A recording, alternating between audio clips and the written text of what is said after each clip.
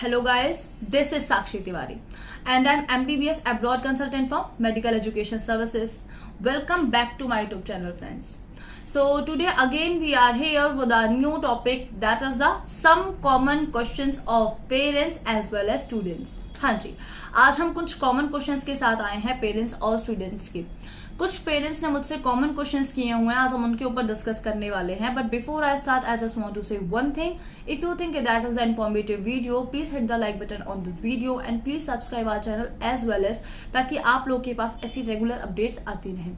चलिए, I hope आप लोगों ने चैनल को लाइक भी कर दिया होगा और सब्सक्राइब भी कर दिया होगा। चलिए अब हम आते हैं अपने टॉपिक पे। तो जो हमारा फर्स्ट कॉमन क्वेश्चन आया है, हमारा जो फर्स्ट स्टूडेंट्स ने कॉमन क्वेश्चन किया है वो किया है द कोर्स ऑफ मीडियम। हाँ जी, course of medium is the important concern because as we are Indian we know the English और हिंदी। सो पेरेंट्स का ये मोस्ट इंपॉर्टेंट कंसर्न होता है, मैम मैं फॉरेन भेज रहा हूँ और मुझे किसी ने ये बताया है कि वहाँ की लोकल लैंग्वेज में मेरी पढ़ाई कराई जाएगी और मुझे कॉमन लैंग्वेज, वहाँ की लोकल लैंग्वेज नहीं आती है। सो स्टूडेंट्स एंड पेरेंट्स, जब आप फॉरेन जाते हैं तो आप लोग MCI लिस्टेड यूनिवर्सिटीज में जाते हैं। दैट मीन्स जो हमारी मेडिकल काउंसिल ऑफ इंडिया, जो अब NMC है, नेशनल मेडिकल कमीशन आपके जो है, उन्होंने यूनिवर्सिटीज को लिस्टेड किया हुआ है। सभी कंट्रीज की कुछ यूनिवर्सिटीज को लिस्टेड किया हुआ है कि हमारा इंडियन स्टूडेंट वहां जा सकता है और जाके पढ़ सकता है। जब उन्होंने उस यूनिवर्सिटीज को लिस्टेड किया था तो काफी पैरामीटर्स को चेक करके उन्होंने यूनिवर्सिटीज को लिस्टेड किया हुआ है। और अगर आप सोच रहे हैं कि आपको वहां पे लोकल लैंग्वेज में पढ़ाया जाएगा तो बिल्कुल भी नहीं, आप लोगों के साथ ऑलवेज इन इंग्लिश यूज किया जाएगा। आपके जो पूरा कोर्स ऑफ मीडियम है, जो पूरा कोर्स आपका होगा मेडिकल का, वो ऑलवेज इन इंग्लिश होगा सभी कंट्रीज में। बिकॉज आपके जो इंडियन गवर्नमेंट है उन्हें लिस्टेड किया हुआ है, तो इन पैरामीटर्स को चेक करके ही MCI की लिस्टेड यूनिवर्सिटीज में उनको लिस्टेड किया गया है। अगर कुछ स्टूडेंट्स का क्वेश्चन आता है, मैम मैं चलिए मेरी पढ़ाई तो इंग्लिश में हो जाएगी बट क्या मुझे वहां की लोकल लैंग्वेज सीखनी पड़ेगी, मैं लोकल लैंग्वेज नहीं सीख पाऊंगा। डियर स्टूडेंट्स, अगर आप किसी भी कंट्री को प्लान कर रहे हैं MBBS के लिए, अगर आप एक डॉक्टर हैं तो आप लोगों को कई बार पेशेंट से इंटरेक्ट करना पड़ेगा at the time of your clinical rotation. Clinical rotation के टाइम आप लोग जब पेशेंट से इंटरेक्ट करेंगे या फिर आप वहां पे अगर 6 साल स्टे कर रहे हैं, अगर आप लोगों को लोकल वहां के जो पर्सन होते हैं जब आपको उनसे इंटरेक्ट करना पड़ेगा, सो आप लोगों को वहां की लोकल लैंग्वेज भी आनी चाहिए। तो इसके लिए आप लोगों का जो मेडिकल कोर्स है उसके लिए एक एडिशनल बुक होती है जो आप लोग की वहां की लोकल लैंग्वेज की होती है, but that is the additional book. आपके कोई कोर्स मीडियम नहीं है, एडिशनल बुक आप लोगों को पढ़नी होती है वहां की लोकल लैंग्वेज सीखने के लिए। क्योंकि अगर आप 6 साल कहीं पे स्टे कर रहे हैं या जिन कंट्रीज में 5 साल की MBBS आप वहां स्टे कर रहे हैं, तो आप लोगों को लोकल लैंग्वेज आनी चाहिए वहां के लोकल पीपल से इंटरेक्ट करने के लिए, लोकल पेशेंट से इंटरेक्ट करने के लिए। But that is not the mandatory कि अगर आप लोगों के लिए कोई कंपल्सरी नहीं है कि आप लोगों को वो चीज करनी ही करनी है। और सेकेंड थिंग कि आप लोगों को अगर लगता है कि वो मुझे पढ़ाई उस भी लोकल लैंग्वेज में होगी, तो no, that is the complete myth. आप लोग की पढ़ाई इज ऑलवेज इन इंग्लिश, आप लोग को सिर्फ और सिर्फ ऑलवेज इंग्लिश में ही पढ़ाया जाने वाला है। चलिए, ये हो गया हमारा फर्स्ट पॉइंट। नाउ हमारा सेकेंड पॉइंट है इंडियन फूड। चलिए, इंडियन फूड हमारा जरूर इंपॉर्टेंट कंसर्न है। एज वी आर इंडियन, अगर बहुत से इंडियंस ऐसे हैं जो नॉन वेजिटेरियन नहीं है, जो प्योर वेजिटेरियन बनके ही सरवाइव कर सकते हैं। बहुत से स्टूडेंट्स ने मुझसे ऐसे क्वेश्चंस किया, मैम मैं नॉन वेजिटेरियन नहीं हूं और मैं प्योर वेजिटेरियन हूं और फॉरेन में मुझे नॉन वेजिटेरियन बनके रहना पड़ेगा, दैट्स व्हाई मैं वहां जाके सरवाइव नहीं कर पाऊंगा।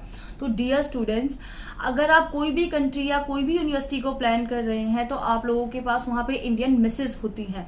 इंडियन मेसेज को आप लोग ज्वाइन कर सकते हैं, जहां आप लोगों को प्रॉपर इंडियन फूड मिलेगा। आप लोगों को कोई नॉन वेजिटेरियन बन के रहना जरूरी नहीं है।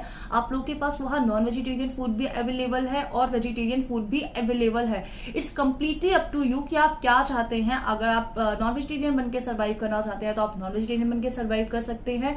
अगर आप प्योर वेजिटेरियन है तो आप प्योर वेजिटेरियन बन के ही रह सकते हैं अपने पूरे कोर्स ऑफ ड्यूरेशन के टाइम तक। और आपके पास इसमें एक और चीज आती है, एक और आपका सब पॉइंट है इसमें।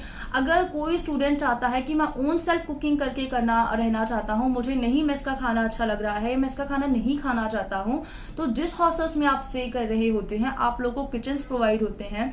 आप लोगों को सेल्फ किचन्स आप लोगों के पूरे फ्लोर्स पे दिए जाते हैं, जहां आप लोग ओन सेल्फ कुकिंग करके भी वहां पे अपना जो फूड है वो ओन सेल्फ कुक करके भी प्योर वेजिटेरियन बन के रह सकते हैं। तो आप लोग को जरूरी नहीं है कि मैं प्योर वेजिटेरियन हूं तो मुझे नॉन वेजिटेरियन बनना पड़ेगा, ऐसा कोई भी जरूरी नहीं है।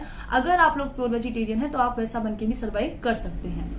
चलिए अब आते हैं हम अपने थर्ड जो इम्पोर्टेंट कंसर्न है और जो थर्ड क्वेश्चन है उस पे। हमारा जो थर्ड क्वेश्चन है वो क्या है, that is about the girl safety.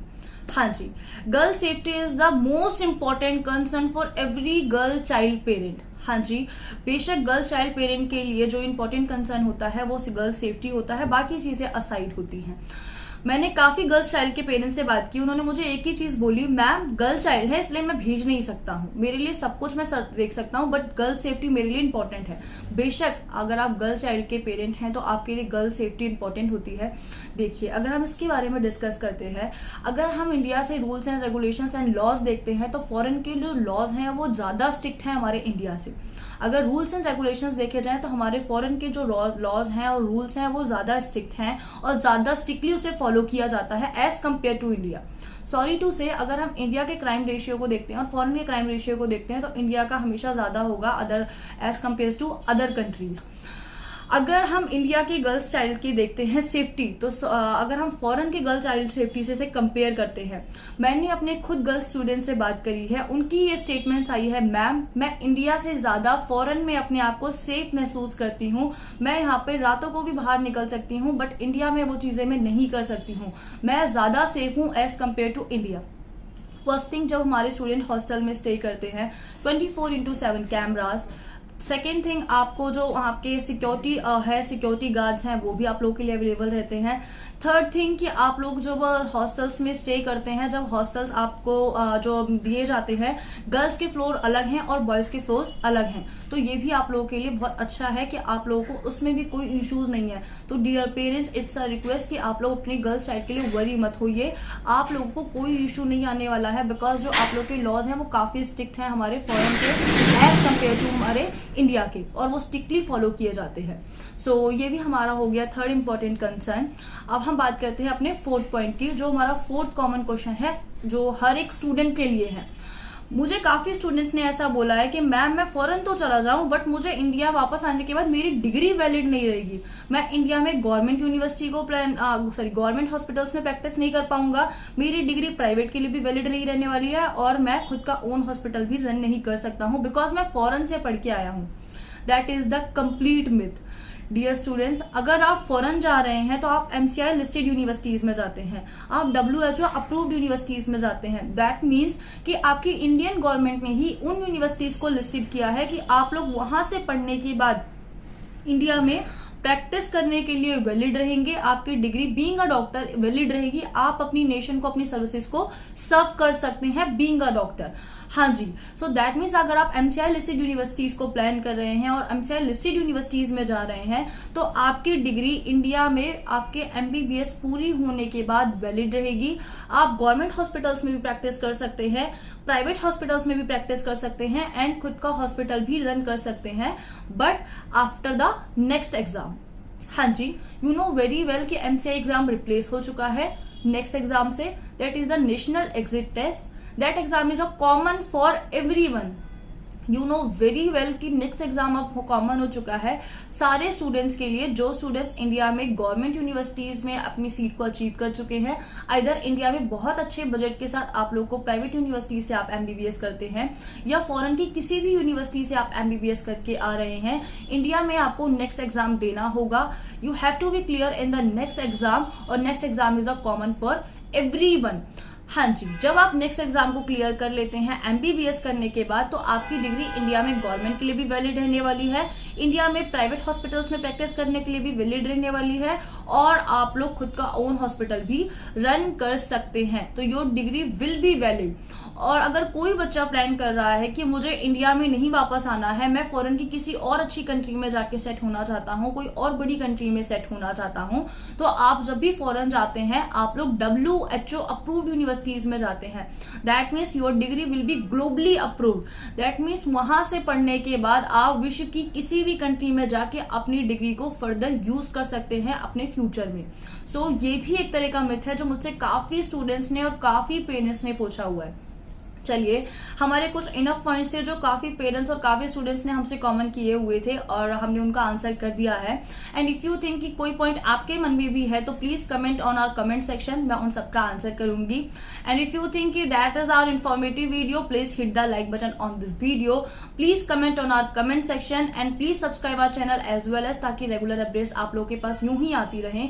And please subscribe our channel as well as और please share this video on your social platforms, ताकि लोगों के पास जो जिन पेरेंट्स या जिन स्टूडेंट्स के मन में ऐसे ही कॉमन क्वेश्चंस हैं, उन लोगों को इनका आंसर मिल सके और वो लोग अपने बेहतर फ्यूचर के लिए फॉरेन को प्लान कर सके, अगर उन्हें इंडिया में गवर्नमेंट यूनिवर्सिटीज नहीं मिल पा रही है अच्छे मार्क्स में ना होने की वजह से।